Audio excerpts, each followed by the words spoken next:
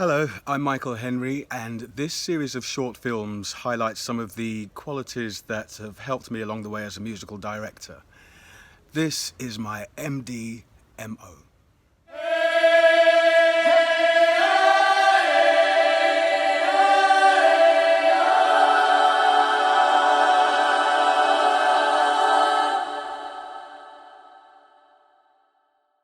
When it comes to skill diversity, you don't need to be a virtuoso in all or even any of the skills that you've acquired or continue to acquire. But each one will inform in a different way what you bring to a challenge as a musical director. Here's some of the skills that I've acquired over the years and have helped and continue to help me.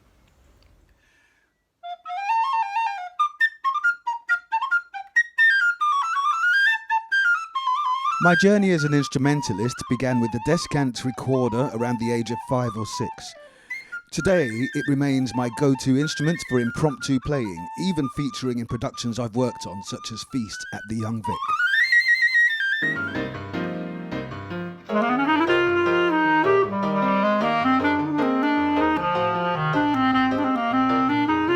My childhood journey as a woodwind player continued with the clarinet at the age of 11. This opened up many opportunities for me, both artistically and educationally, taking me through Inner London's Centre for Young Musicians and on to the Royal College of Music. During this time, I was enriched by regular opportunities to play in orchestras, wind bands, chamber ensembles, and as a soloist.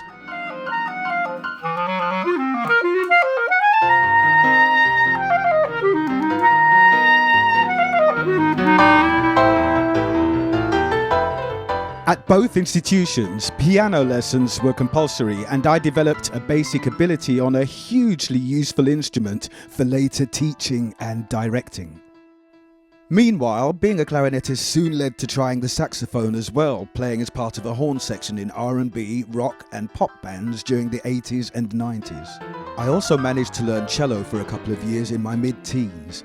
At the same time, I was developing early skills as a bass guitarist and vocalist in a 3-piece punk band along with 2 school friends.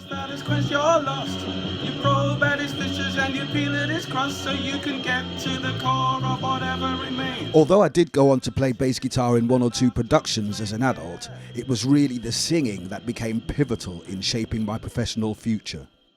As we hold on deep in our heart, we are smiling.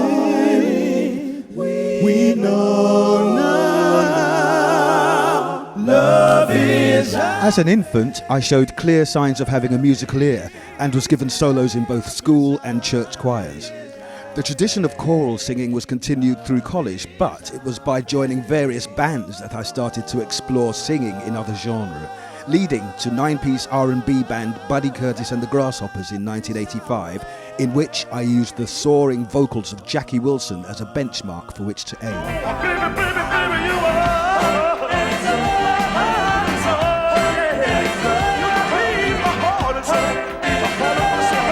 At its peak, Buddy Curtis performed over 200 gigs a year and so hugely strengthened my skills as a performer. Along with this, I was acquiring studio and TV sessions and live work including contemporary operatic roles and a cappella vocal projects.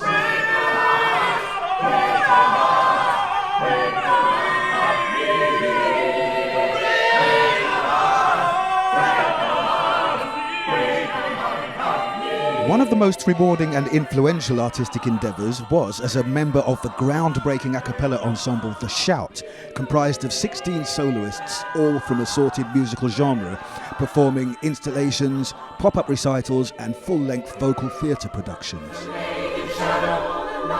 One such production was directed by Rufus Norris, and this ultimately led to my first directorial engagements at the National Theatre, their 2009 production of Death and the King's Horseman by Wole Soyinka. For this, I was engaged as a vocal arranger and internal MD, leading the singing as an onstage villager. There was also some clarinet playing in Act 2. A few years later, I was to work on another production with Rufus. 2013's Feast was an anthology combining the works of 5 young playwrights exploring Yoruba diaspora. For this, My duties as an internal MD were to research, arrange and teach the music and to perform during the run on clarinet, recorder, vocals and percussion, including a superb instrument called a marimbula. Through my experiences as a performer, I feel I have a better grasp of the practical issues that may confront an artist under my direction. Also, I feel better able to empathise with their creative journey. Being a writer has arguably a different set of benefits.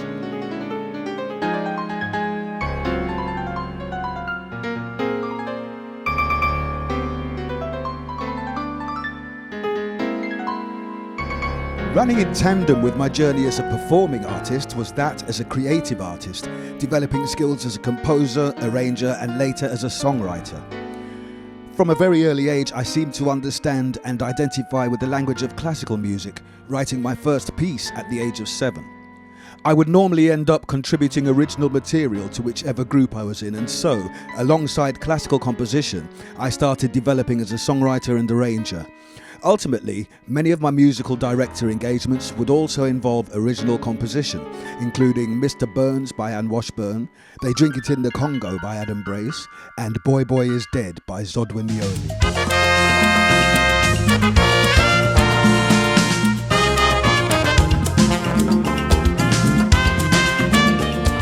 As a budding writer, the need to demo one's own material meant developing skills as a multi-track recording artist, usually combining some programming with live ingredients such as guitar, bass guitar and multiple vocals, then producing a finished mix. The ability to create electronic scores also led to opportunities to transcribe for other artists, notating audio files of their work. These skills have proven extremely useful in the furnishing of scores, demos and learning files for theatrical productions.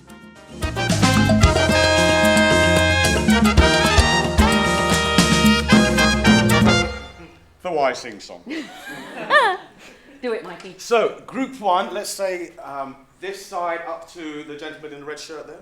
Yeah. I would say group one. Hello. Over the years, I've led numerous vocal projects for participants of varied ability, spanning ages from 7 to 70 plus, and numbering from single digit to several hundred.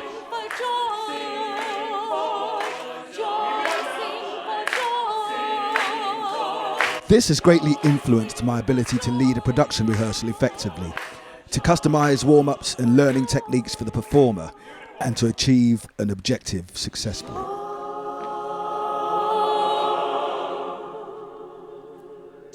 Lovely.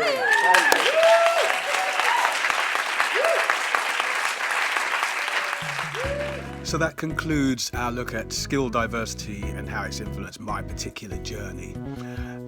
Each engagement seems to warrant a different combination of these ingredients, and that keeps things exciting and inspiring.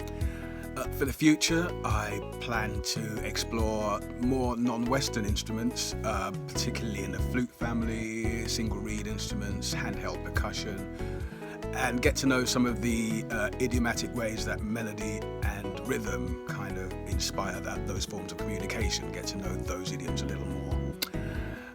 Please do check out the other films in this series, and thank you very much for watching.